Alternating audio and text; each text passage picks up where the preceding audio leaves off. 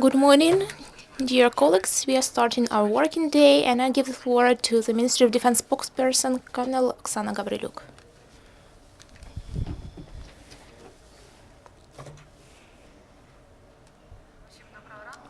Good morning, everyone. Contract service in the armed forces of Ukraine remains among the most popular professions on the Ukrainian market.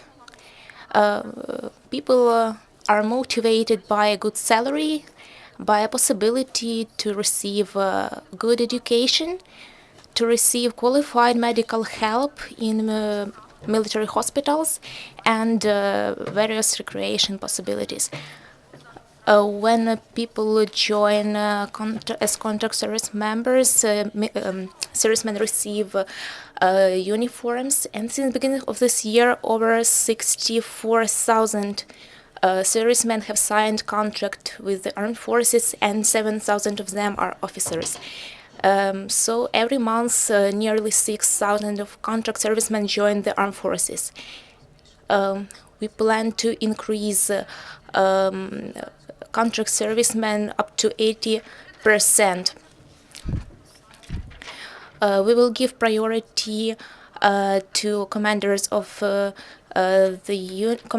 units and of the posts that are responsible for combat capability. And mobilized soldiers will not be sent to the front line. Tomorrow we'll end mobilization for the service during which nearly 14,000 servicemen were mobilized. Nearly 8,000 young servicemen have joined the armed forces of Ukraine. They will conduct services out of the ATO zone. To ensure housing for the servicemen, the state provided nearly 42 million hryvnias. As of today, in a number of cities, the works are finished to house the servicemen. Till the end of this year, these buildings will be given into exploitation. By the decision of the Minister of Defense, in the ATO zone, mobile groups have started their work in the ATO zone to analyze current problems in the military units. Their task is to analyze problems that the serviceman has faced and to help to fix that. These groups include specialists on financial and legal issues that check conditions of military service and give urgent help on various issues. And the heads of the groups also award servicemen to the 25th year of the Armed Forces of Ukraine.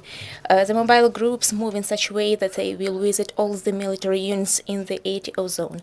They will report about the results of their visit to the Minister of Defense.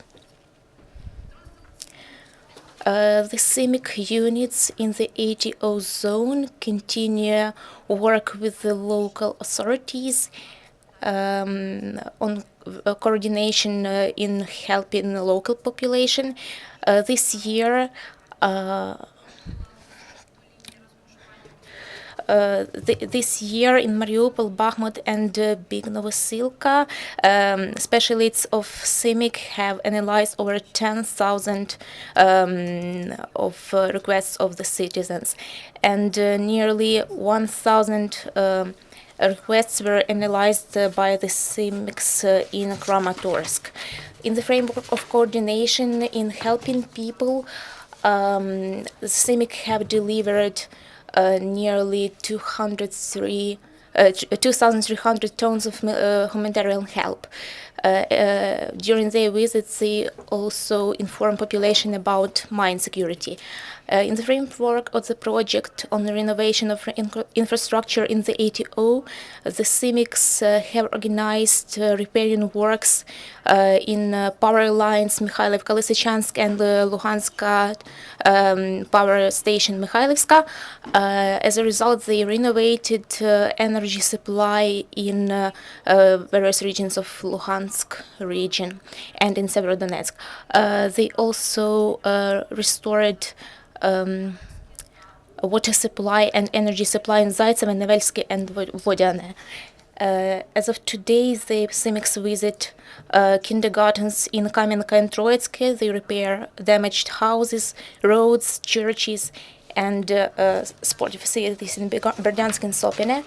And they also try to restore Ukrainian radio in Krymsky, Grachishkin, and Trokhizbenka.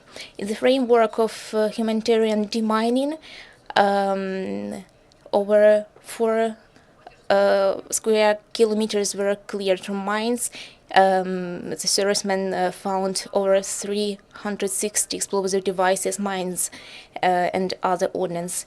In the framework of evacuation 2000, the servicemen delivered from the ATO zone to expertise facilities over 300 bodies of fallen soldiers of the armed forces of Ukraine.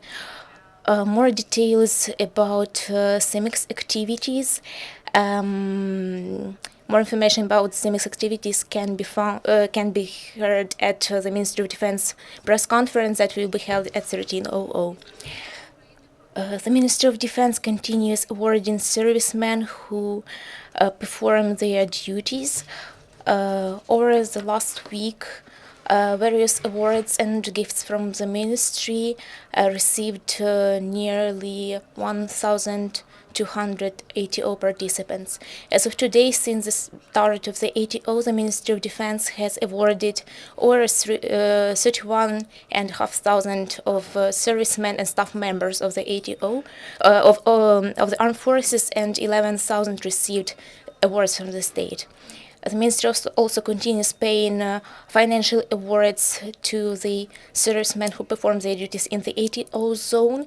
As of today, they received over 147,700,000 hryvnias of financial help.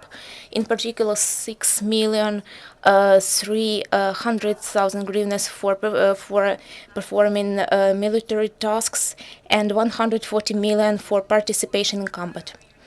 Over the last week, military engineers have cleared nearly 28 hectares of land in the ATO zone and defused over 600 explosive devices.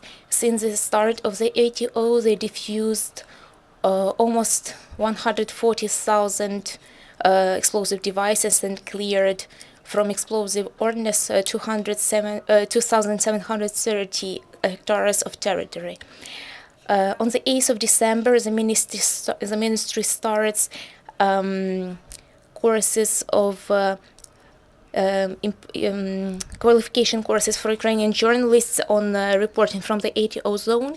As of today, the ministry has received over 250 applications from the journalists who want to participate. The training will be conducted for 6 training groups.